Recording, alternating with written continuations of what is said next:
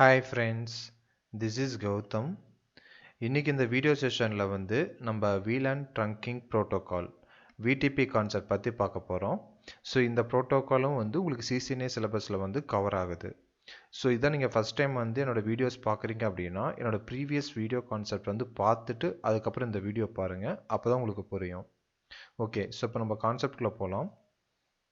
So first இந்த VTPங்கிற concept நம்ம எதுக்கு யூஸ் பண்ணுறோம் அப்படின்னு பார்த்தீங்கன்னா, இப்போ நீங்கள் இமேஜின் பண்ணுங்கள், ஒரு 20 சுவிட்சஸ் உங்கள் நெட்ஒர்க்கில் ஒரு 20 சுவிட்சஸ் இருக்குது. ஒவ்வொரு சுவிட்சிலையும் நீங்கள் 50 VLANs கிரியேட் பண்ணணும்.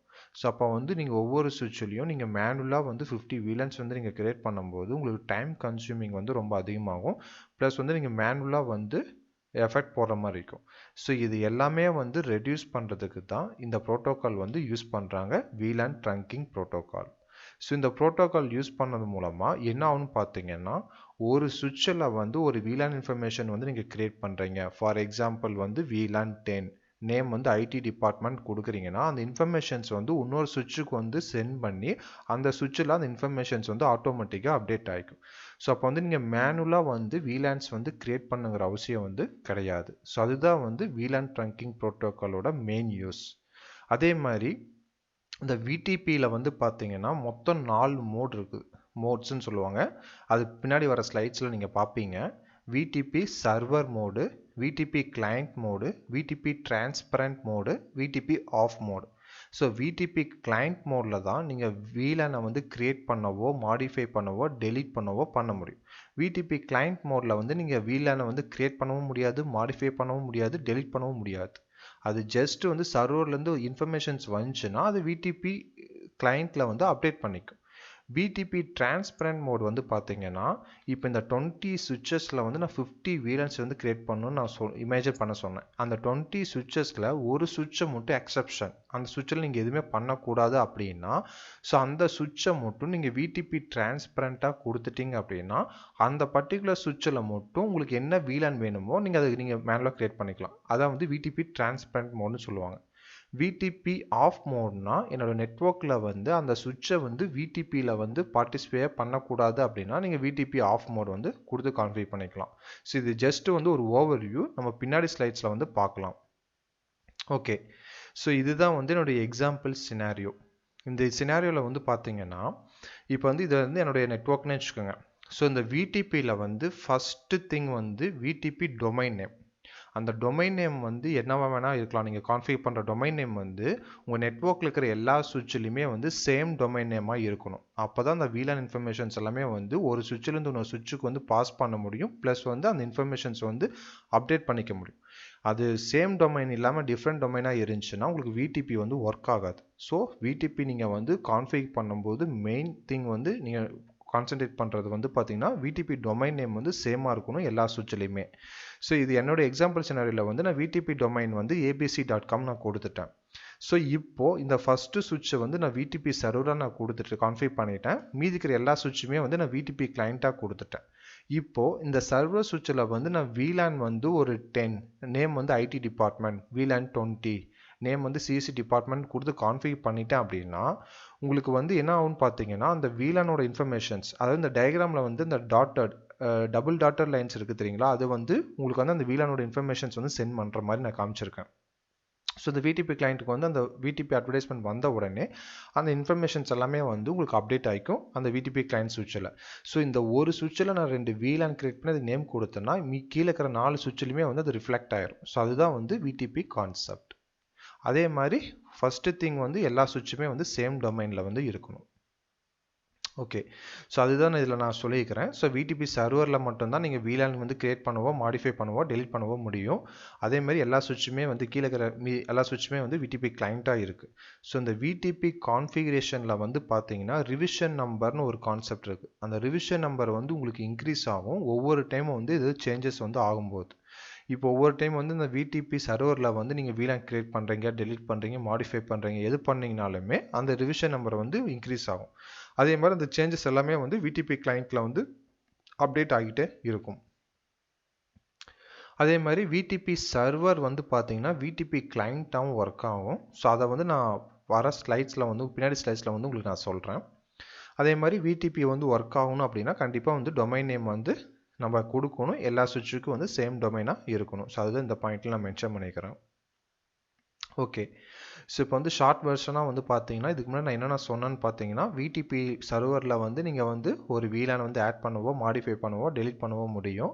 அதேமாரி ஒவ்வொரு சேஞ்சஸ் வந்து நீங்கள் பண்ணும்போது ரிவிஷன் நம்பர் வந்து உங்களுக்கு இன்க்ரீஸ் ஆகிட்டே இருக்கும். அதே மாதிரி லேட்டஸ்ட் அட்வர்டைஸ்மெண்ட் வந்து எதுக்கு சென்ட் பண்ணணும்னு பார்த்தீங்கன்னா எல்லா VTP கிளைண்ட்ஸுக்குமே வந்து அது சென்ட் பண்ணும். அதே மாதிரி VTP கிளைண்ட் வந்து வர அட்வர்டைஸ்மெண்ட்டில் வந்து லேட்டஸ்ட் இன்ஃபர்மேஷனாக இருந்துச்சு அப்படின்னா அதோட இன்ஃபர்மேஷன்ஸ் வந்து எல்லாமே வந்து அதோட VLAN டேட்டாபேஸில் வந்து அப்டேட் பண்ணிக்கும். ஸோ அது இந்த பாயிண்டில் வந்து மென்ஷன் பண்ணிக்கிறேன்.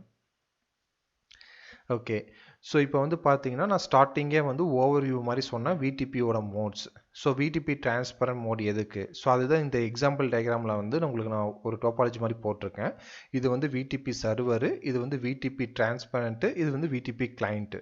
இப்போ VTP சர்வரில் வந்து நான் VLAN 100, VLAN 200, VLAN 300 ஒரு 3 VLAN வந்து நான் கிரியேட் பண்ணுறேன். ஸோ கிரியேட் பண்ண உடனே என்னன்னு பார்த்தீங்கன்னா அதோட இன்ஃபர்மேஷன்ஸ் எல்லாமே வந்து அந்த ஃப்ரேம் வந்து இந்த சுவிட்ச் தான் வந்து டைரெக்டாக கனெக்ட் ஆகிக்குது. சர்வர் சுவிட்ச் வந்து VTP டிரான்ஸ்பரண்ட் சுவிட்சோட கனெக்ட் ஆகிடுது. ஸோ அப்போ வந்து அந்த இன்ஃபர்மேஷன்ஸ் எல்லாமே வந்து இந்த VTP டிரான்ஸ்பரண்ட் சுவிட்சுக்கு வந்து வரும். இந்த VTP டிரான்ஸ்பரண்ட் சுவிட்ச் என்ன பண்ணும் பார்த்தீங்கன்னா அந்த VTP ஃப்ரேமை வந்து ரிசீவ் பண்ணிட்டு அந்த ஃப்ரேமை வந்து VTP கிளைண்ட்டுக்கு வந்து அட்வர்டைஸ் பண்ணுது. ஸோ VTP டிரான்ஸ்பரண்ட் சுவிட்ச் வந்து VTP கிளைண்ட் சுவிட்சோட கனெக்ட் பண்ணியிருக்கங்காட்டி அதுக்கு வந்து அந்த இன்ஃபர்மேஷன்ஸ்லாம் வந்து ஃபார்வர்ட் பண்ணுது.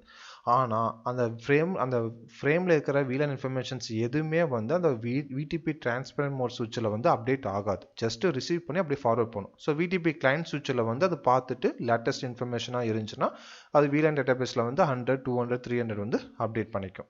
ஸோ இதுதான் வந்து VTP டிரான்ஸ்பரண்டோட ஃபங்க்ஷன். ஸோ VTP டிரான்ஸ்பரண்ட் வந்து நீங்கள் லோக்கலாக வந்து மேனுவலாக சேஞ்ச் பண்ணணும் அப்படின்னா நீங்கள் மேனுவலாக போயிட்டு VLAN நீங்கள் கிரியேட் பண்ணிக்கலாம், மாடிஃபை பண்ணிக்கலாம், டெலிட் பண்ணிக்கலாம். ஸோ அதுதான் வந்து இந்த எக்ஸாம்பிள் சினாரியோவில் வந்து நான் சொல்கிறேன். ஸோ அதோட பாயிண்ட்ஸ் தான் வந்து இதில் நான் வந்து மென்ஷன் பண்ணிக்கிறேன். ஸோ VTP கிளைண்ட்டில் வந்து நீங்கள் எந்த ஒரு மாடிஃபிகேஷனுமே வந்து பண்ண முடியாது. VLAN கிரியேட் பண்ணவோ டெலிட் பண்ணவோ மாடிஃபை பண்ணவோ எதுவுமே பண்ண முடியாது VTP கிளைண்ட்டில். அதே மாதிரி இந்த 3 சுவிட்சுமே வந்து சேம் டொமைன் நேம் இருந்தால் மட்டும்தான் ஒர்க் ஆகும். டொமைன் நேம் மிஸ்மேட்ச் ஆச்சுன்னா ஒர்க் ஆகாது. ஓகே, ஸோ அது இப்போ நான் உங்களுக்கு என்ன எக்ஸ்ப்ளனேஷன் கொடுத்தனோ அதுதான் இங்கே ஸ்லைட்ஸில் வந்து நான் பாயிண்ட்ஸ் நான் போட்டிருக்கேன். ஸோ ஜஸ்ட் வந்து இதெல்லாம் நான் ஸ்கிப் பண்ணிடுறேன் இந்த பாயிண்ட்ஸ் எல்லாமே.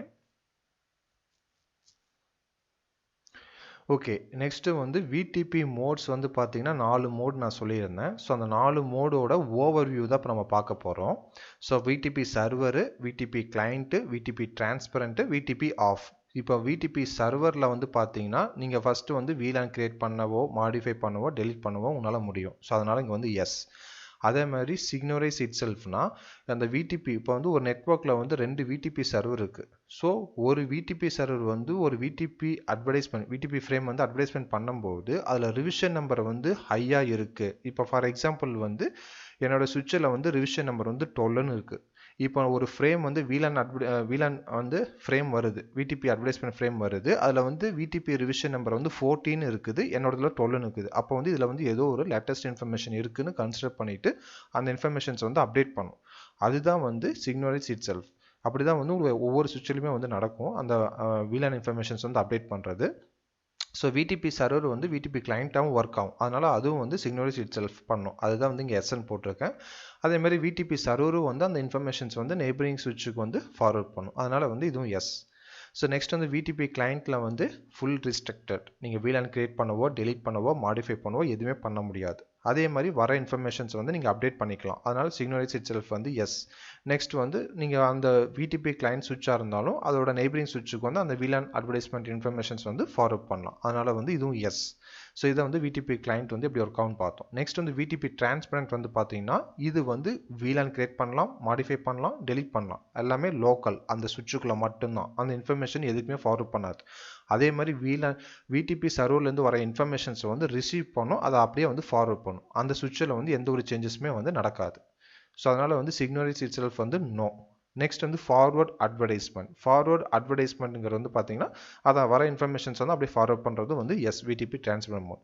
ஸோ VTP ஆஃப் மோட் வந்து பார்த்தீங்கன்னா நீங்கள் கம்ப்ளீட்டாக அந்த சுவிட்ச் வந்து VTPலேயே பார்ட்டிசிபேட் பண்ண வேண்டாம் அப்படின்னா அது VTP ஆஃப்னு கொடுத்துட்டிங்கன்னா அதுக்கு பார்ட்டிசிபேட் பண்ணாது. அதனால் எல்லாமே வந்து நோ தான்.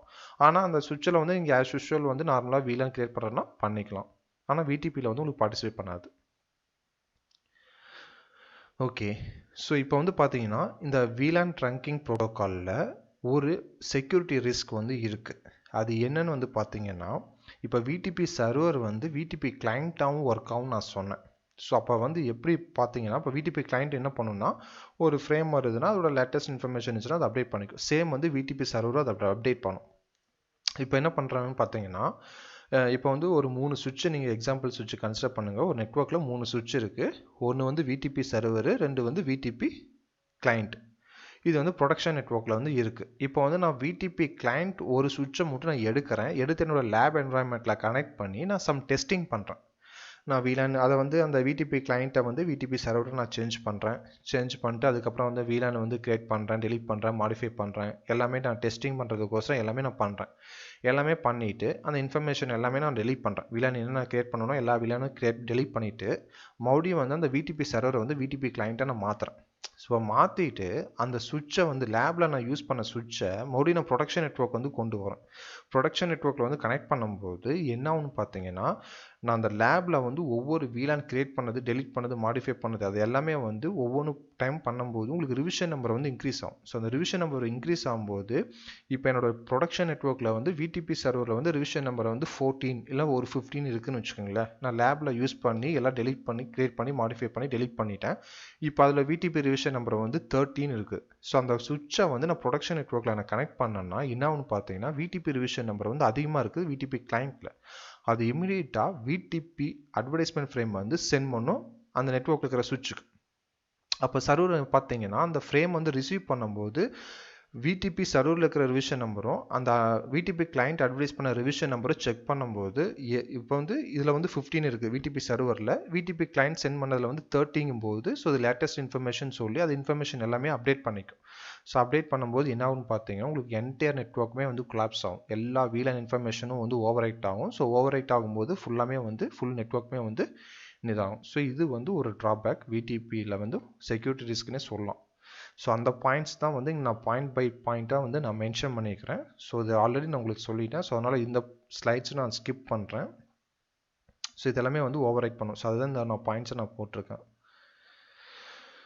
ஓகே, ஸோ விடிபியில் வந்து அது செக்யூரிட்டி ரிஸ்க் நம்ம பார்த்தோம். ஸோ நெக்ஸ்ட் வந்து விடிபியில் வந்து லாஸ்ட் ஃபியூச்சர் வந்து என்னென்னு பார்த்தீங்கன்னா விடிபி பியூனிங்னு சொல்லுவாங்க. இந்த விடிபி பியூனிங் வந்து பார்த்தீங்கன்னா உங்கள் நெட்ஒர்க்கில் வந்து பேண்ட்வித் யூட்டிலைசேஷன், அன்வான்ட் பேண்ட்வித் யூட்டிலைசேஷனை வந்து ரெடியூஸ் பண்ணுறதுக்கு தான் அந்த விடிபி பியூனிங் கான்செப்டை யூஸ் பண்ணுறாங்க.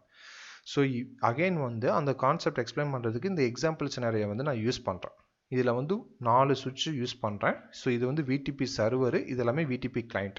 இந்த விடிபி கிளைண்ட் எல்லாத்துலேயுமே வந்து நான் 3 VLAN கிரியேட் பண்ணுறேன். VLAN 100, 200, 300 சாரி இந்த 3 VLANமே நான் சர்வரில் கிரியேட் பண்ணுறேன். ஸோ இது எல்லாமே இந்த விடிபி கிளைண்ட்டில் அப்டேட் ஆயிடுச்சு. நெக்ஸ்ட் வந்து விடிபி கிளைண்ட்டில் வந்து 2 பிசி, அது VLAN 100. செகண்ட் சுவிட்சில் வந்து ஒரு பிசி வந்து VLAN 2 பிசியுமே VLAN 200. தேர்ட் சுவிட்சில் வந்து ஒரு பிசி வந்து VLAN 100, ஒரு பிசி வந்து VLAN 300.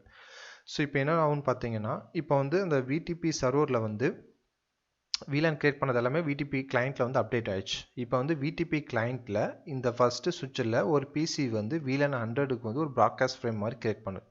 அது கிரியேட் பண்ணும்போது என்ன ஆகும்னு பார்த்தீங்கன்னா, அந்த ப்ராட்காஸ்ட் ஃப்ரேம் வந்து இந்த விடிபி கிளைண்ட்லேருந்து விடிபி சர்வருக்கு வரும். ஏன்னா இது வந்து ட்ரங்க் லிங்க்குங்காட்டி எல்லா VLAN இன்ஃபர்மேஷனும் வந்து உங்களுக்கு கேரி ஃபார்வர்ட் ஆகும்.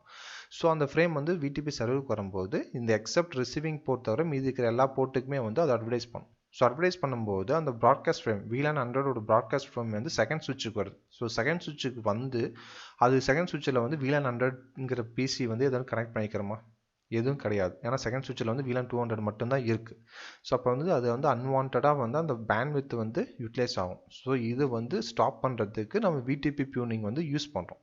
ஏன்னா அந்த VLAN 100ஓட ப்ராட்காஸ்ட் ஃப்ரேம் வந்து இந்த செகண்ட் சுவிட்சுக்கு சென்ட் பண்ணுங்கிற அவசியமே இல்லை. ஏன்னா அந்த செகண்ட் சுவிட்சில் VLAN 100ங்கிற பிசி எதுவுமே கனெக்ட் பண்ணவே கிடையாது. அதனால் வந்து அந்த ஃப்ரேமை வந்து இங்கே சென்ட் பண்ணுறது வந்து ரிஸ்ட்ரிக்ட் பண்ணுறதுக்கு நம்ம விடிபி பியூனிங் வந்து நம்ம கான்ஃபிக் பண்ணுறோம். ஸோ விடிபி பியூனிங் கான்ஃபிக் பண்ணிட்டோம் அப்படின்னா அந்த VLAN 100ஓட டிராஃபிக் வந்து இந்த சுவிட்சுக்கு சென்ட் பண்ணாது. ஸோ பேண்ட்வித் யூட்டிலைசேஷன் வந்து ரெடியூஸ் பண்ணலாம். ஸோ இதுதான் வந்து விடிபி பியூனிங்கோட கான்செப்ட். ஸோ இந்த கான்செப்ட் உங்களுக்கு புரிஞ்சிருக்குன்னு நினைக்கிறேன். ஸோ அதை தான் வந்து இந்த ஸ்லைட்ஸில் வந்து நான் மென்ஷன் பண்ணிக்கிறேன். ஸோ நான் ஜஸ்ட் வந்து நான் ஸ்கிப் பண்ணுறேன். ஓகே ஃப்ரெண்ட்ஸ், ஸோ இதுதான் வந்து பார்த்தீங்கன்னா VTP VLAN Trunking ப்ரோட்டோக்காலோட பேசிக்ஸ், ஒரு இன்ட்ரோன்னு நீங்கள் சொல்லலாம்.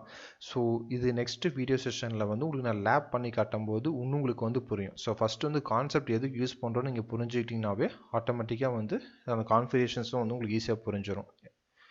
ஓகே ஃப்ரெண்ட்ஸ், இந்த வீடியோ உங்களுக்கு பிடிச்சிருந்துன்னா மறக்காமல் சப்ஸ்கிரைப் பண்ணுங்கள், ஃப்ரெண்ட்ஸுக்கு ஷேர் பண்ணுங்கள், லைக் பண்ணுங்கள். அதே மாதிரி இந்த வீடியோஸில் இந்த கான்செப்ட்டில் உங்களுக்கு ஏதாவது டவுட்ஸ் இருக்குது இல்லை கன்ஃபியூஸாக இருக்குதுனாலும் நீங்கள் அந்த வீடியோக்கு இருக்கிற கமெண்ட் செக்ஷனில் வந்து கமெண்ட் பண்ணுங்கள், நான் உங்களுக்கு ரிப்ளை பண்ணுறேன். Thank you friends.